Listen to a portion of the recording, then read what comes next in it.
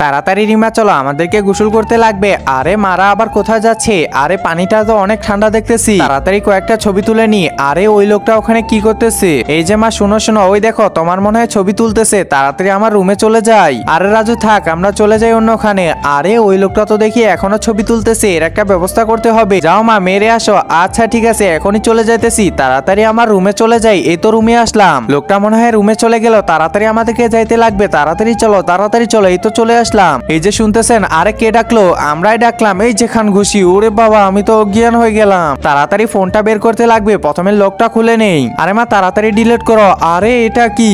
একজন মা কতটা আপন হয়ে থাকে, যার মানেই তাকে জিজ্ঞাসা করে দেখো। তো দেখা যাক বন্ধুরা, এই মায়ের জন্য কে ভিডিওটিতে লাইক এন্ড সাবস্ক্রাইব করে।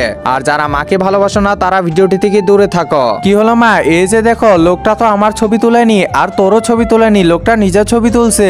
আরে এটা ঠিক হয়নি, আমি এখান থেকে তাড়াতাড়ি চলে যাই। আমিও ফোনটা রেখে তাড়াতাড়ি চলে যাই নিচে। আরে মা কেমন মাইর দিছ বলো? আরে আর বলিস না।